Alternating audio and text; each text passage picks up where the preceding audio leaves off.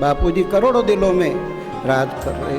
क्यों कि बापूजी ने अपने साधना काल में गुरु भाव परम तीर्थम अन्य तीर्थ निरर्थ, मेरी किसी हिलचाल से, मेरे किसी कार्य से सद्गुरु की प्रसन्नता मेरे प्रति कम न हो।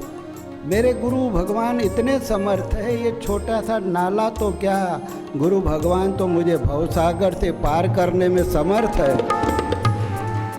साधु टकराने लगते कि इतने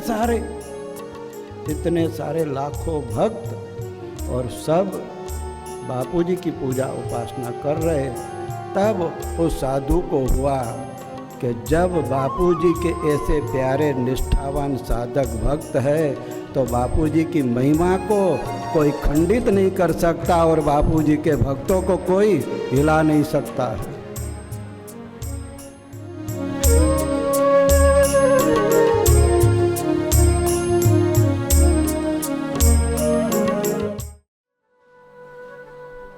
सद्गुरु के प्रति जो भी महान संत हुए वे सब पहले साधक अवस्था में थे।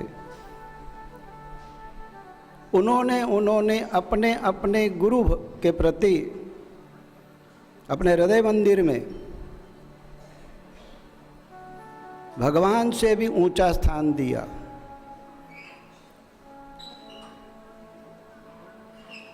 एक बार दादू दीनदयाल जी अपने 4-5 शिष्यों के साथ कहीं जा रहे थे। बरसात की सीजन थी। मार्ग में एक नाला आया। वो नाला कितना गहरा था इनको पता नहीं था। दादू दीनदयाल जी के एक शिष्य रज्जब थे, कई शिष्य थे, उसमें एक रज्जब भी थे। वे सदैव इस बात का ध्यान रखते कि मेरा गुरुवर के प्रति सद्भाव सदैव ऊंचा रहे। किसी भी कारण से, मेरी किसी हिलचाल से, मेरे किसी कार्य से सद्गुरु की प्रसन्नता मेरे प्रति कम न हो।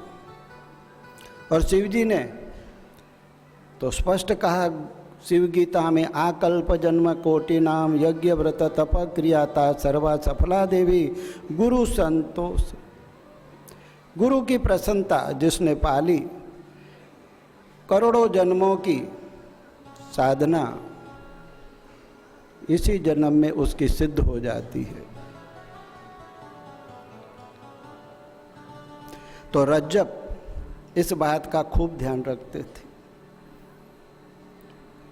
गुरु के हृदय में परमात्मा छलकता है, उस हृदय को प्रसन्न कर लिया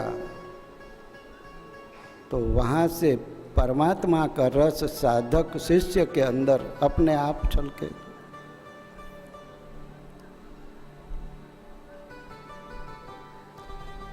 गुरु का करुणा से छलकता हुआ, आत्मानंद से छलकता हुआ हृदय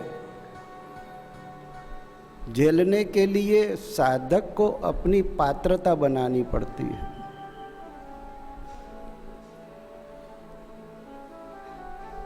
दादू दीनदयाल जी ने कहा कि ये नाला है, कैसे पसार करेंगे? तो दूसरे शिष्य कोई ईंट कोई पत्थर लेने के लिए दौड़े।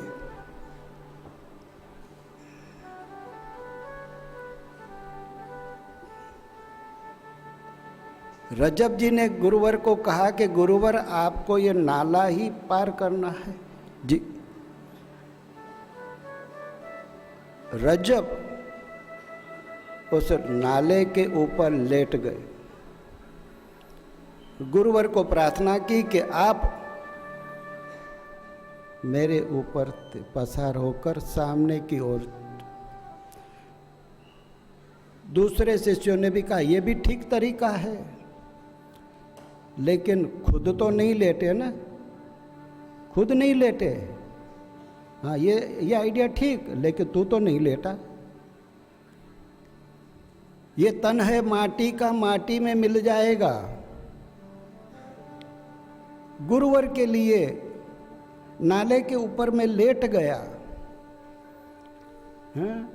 मेरे गुरु भगवान इतने समर्थ है, ये छोटा सा नाला तो क्या, गुरु भगवान तो मुझे भवसागर से पार करने में समर्थ है। तो फिर ये नाला क्या, लेट गए, कपड़े खराब होंगे, तन खराब होगा। रजब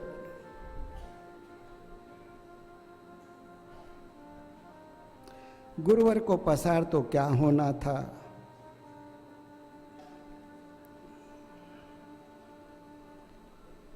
महाराज शिष्य की कसौटी कभी कभी गुरुवर कैसी कर लेते।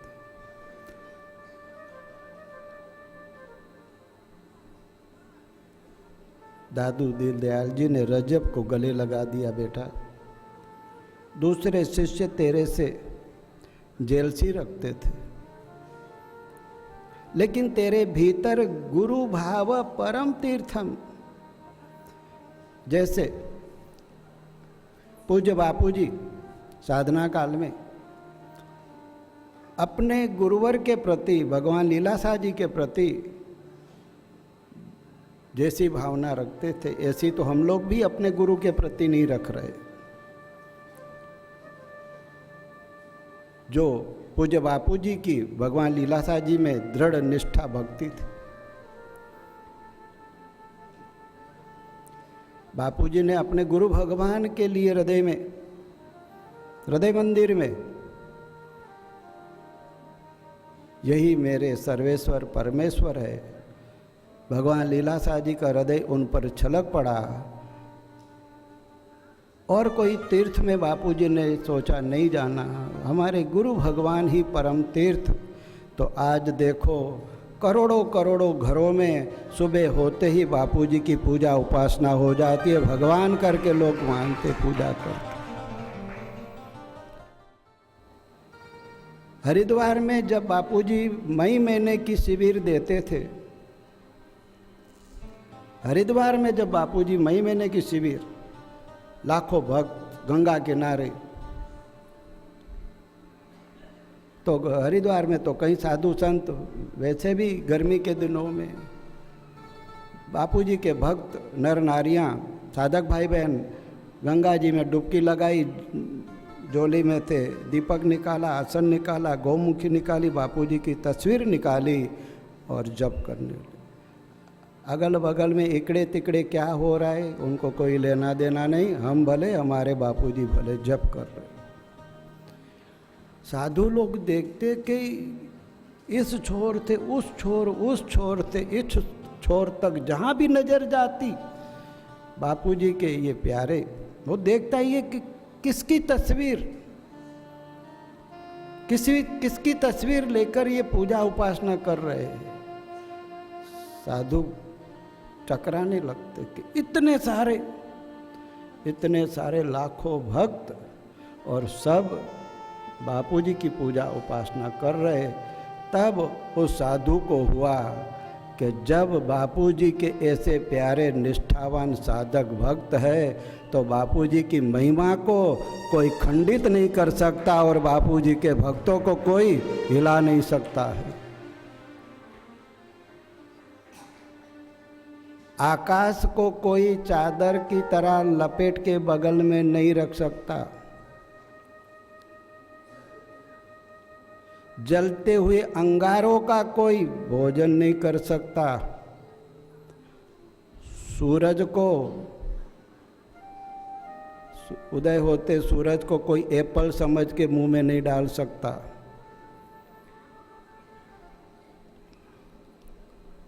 और पृथ्वी को कोई अपनी हथेली पे उठा नहीं सकता। इसी तरह सनातन धर्म और बापूजी की महिमा को कोई खंडित नहीं कर सकता, क्योंकि बापूजी करोड़ों दिलों में राज कर रहे। क्यों कि बापूजी ने अपने साधना काल में गुरु भाव परम तीर्थम अन्य तीर्थ निरर्थ, मेरे गुरु भगवान ही मेरे लिए, और मीरा बाई भी कहती है 68 तीर्थ मारा सदगुरु ना चरणे, 68 तीर्थ मेरे गुरु के चरणों। गुरु भाव परम तीर्थम, गुरु भाव परम तीर्थम, अन्य तीर्थ निरर्थकम, अन्य तीर्थ निरर्थकम। शिव जी कहते सदगुरु के प्रति जो हमारा सद्भाव वो परम तीर्थ है। गुरु भाव परम तीर्थम, अन्य तीर्थ निरर्थकम। सर्व तीर्थमयम देवी श्री गुरु चरणाम। गुरु भक्ति ही सबसे श्रेष्ठ तीर्थ है, अन्य तीर्थ निरर्थक है। हे देवी, गुरुदेव के चरण कमल सर्व तीर्थमय है।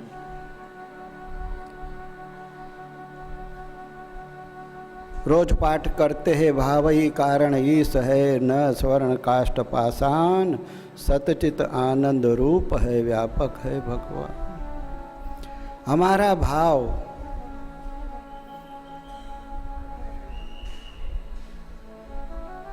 यदि गुरु गोविंद के प्रति श्रेष्ठतम होगा तो उनके वहाँ से हमारे लिए दिव्य आंदोलन आएंगे।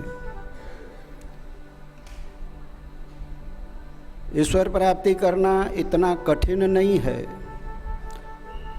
सहज, लेकिन हमारे भाव कलुषित न होने चाहिए।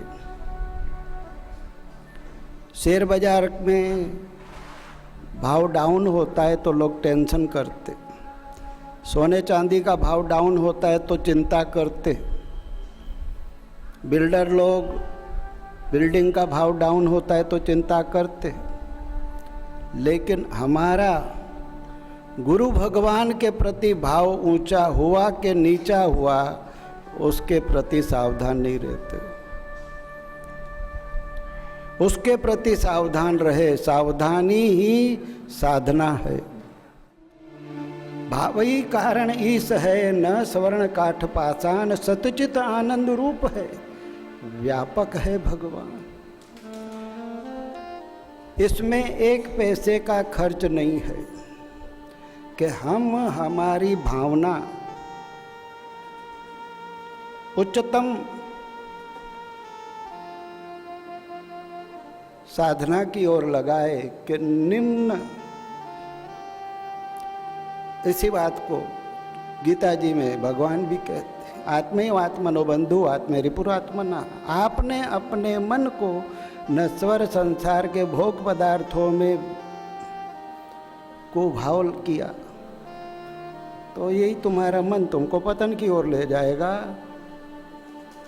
और आपने अपने मन में भगवत उपासना, भगवत भावना भरी, गुरु गोविंद की भक्ति की भावना भरी तो आपका मन आपका मित्र बन जाएगा और उस परम मित्र के साथ आपका संबंध जोड़ देगा। यह आपके हाथ में।